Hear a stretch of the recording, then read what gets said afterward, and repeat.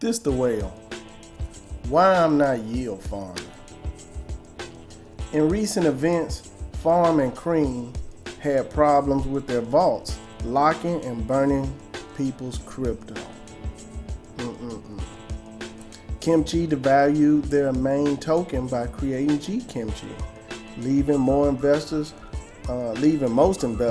holding the bag literally while going mint crazy. Likewise, YFV screwed over early investors by migrating to a new token, ruining the value of the governance token by 80%, which basically amounted to what I'm just going to call it a soft rug pull. Let me add this. My link was trapped in a YFV pool for a day or so before I was able to retrieve it. Next, let's talk about GemSwap using Springroll's scammer blockchain code.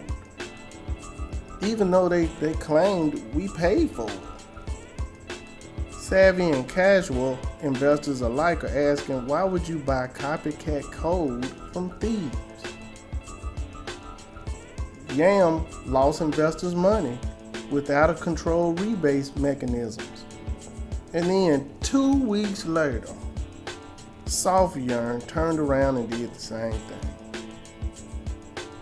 YFFI still has unaudited code with no improvements, no developers, no communication, and Wi-Fi and Wi-Fi 2 have smaller returns in the vaults, and they may have to pivot soon. It's just too much, too fast. And when this money, and let me be clear, 80 billion has left the market at the time of this video. And I think it left because of anonymous, unscrupulous developers with these unfinished products. Listen, companies like Binance and Huobi and Charles Schwab and Fidelity, they understand that the DEX needs sex. Centralized exchanges and decentralized exchanges have to work together, because if we want 500 billion to enter back into this space, this playing gotta stop. You can't have a protocol or a portal, especially a problematic portal, with no technical support. I've got 20 years in IT and in the IT space, and all this open source, copycat, unaudited, slow, high fee, double fee technology will not transition. It just won't go to the promised land. Hello Kitty tried, but the tech wasn't ready. Maker tried, but the tech wasn't ready.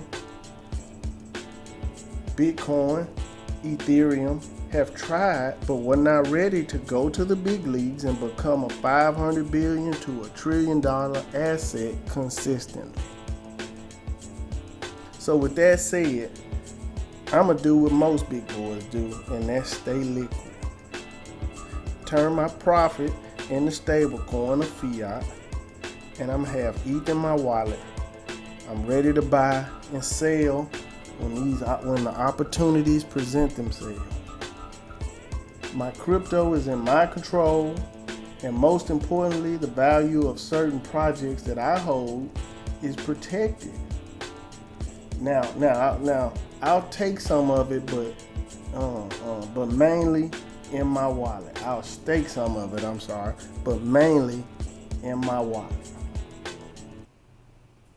So calculate this in your head real quick.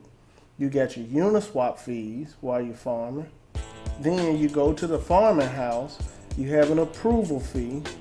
Then a deposit fee, ching ching. Now claim rewards, ching. And then a fee to withdraw your money, cha-ching. On the other hand, let's consider another way. I bought VeChain at 0.004 and 0.006. And right now, in a down market, its value is 0.012. that's 300% APY. So any staking on top of that would just be gravy. So this is why I'm starting to gravitate towards investments that allow rewards while I hold them in my wallet. That's what I'm looking for, and that's what I'm searching for. Wallet staking in the safety and comfort of my wallet. If I buy it right, I'll get the same gains as you, if not better, with less hassle and more safety. And let me qualify this. I may stake their native token, but I'm not pooling. And the difference is pooling is like Balancer or Uniswap tokens, where you take the tokens and you go back and then you gotta go elsewhere and so on. I'm basically saying I'm done with liquidity provider. And I do believe Balancer, Uniswap, Curve, Wi-Fi, and DeFi money are players and here to stay. But right now it's early and my crypto goals are more important than unrealized annual percentage yields. So in summary, this yield, and by the way, this yield farmhouse cooking smells like traditional banking with some smoke flavor and barbecue sauce. See, they have a platform, and you give them your money for safekeeping while they feed you to death. And since I'm more of a long-term holder and trader, no more fun. Remember that there are dangers out there. Wild, wild west, right? Most YouTube video providers and influencers don't have our best interest in mind. The Few token and Zoot token are great examples of this. Influencers orchestrate tokens in Telegram groups, then they'll introduce it to us, their audience. Then when we FOMO and buy in because they're recommending this garbage, they dump their coins and then they laugh about it. So I'm gonna leave you with this. Trust no one. This the whale. Thanks for listening.